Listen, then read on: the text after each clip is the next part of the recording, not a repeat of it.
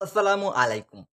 অবশেষে শেষ হয়ে গেল দারুণ জমজমট একটা বিনোদনপূর্ণ ক্রিকেট টুর্নামেন্ট, যার নাম ছিল হংকং সিক্সেস টুর্নামেন্ট ২০২৫।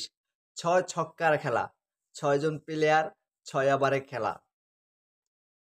দারুণ একটি জমজমাট বিনোদনপূর্ণ এবং উত্তেজনাপূর্ণ একটা টুর্নামেন্ট শেষ হয়ে গেল। যেখানে শুধু ৬ ছক্কার খেলা হয়, শুধু ৬ আর ৪। যেখানে ১ ওভার রান হয় ২৫ থেকে ৩০ রান।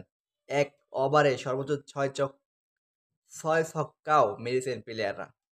দারুণ একটি উপভোগযোগ্য বিনোদনপূর্ণ টুর্নামেন্ট ছিল এই হংকং সিক্সেস। যেখানে ১২টি দল অংশগ্রহণ করে এবং ৩ ধাপে ফাইনাল অনুষ্ঠিত হয় এবং ফাইনালে ৬টি দল অংশগ্রহণ করে। যেখানে বাংলাদেশেও ছিল, কিন্তু দুর্ভাগ্যবশত বাংলাদেশ একটুর জন্য চ্যাম্পিয়ন হতে পারেনি। তারা রানার্স আপ হয়েছে এবং এই ৩ ধাপের মধ্যেও একটি ধাপ ছিল একেবারে মূল ফাইনাল এবং আর ২টি ধাপ হলো প্লেট ফাইনাল এবং ভুল ফাইনাল।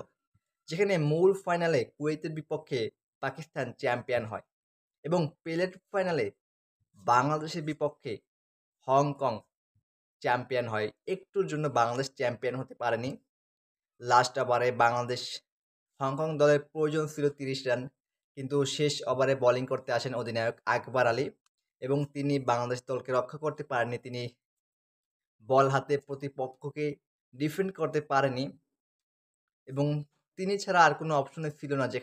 যেহেতু এখানে ৬ ওভারে খেলা, একজন কিপার এবং প্লেয়ারও ৬ জন, একজন কিপার এবং মাঠে থাকে ৫ জন প্লেয়ার।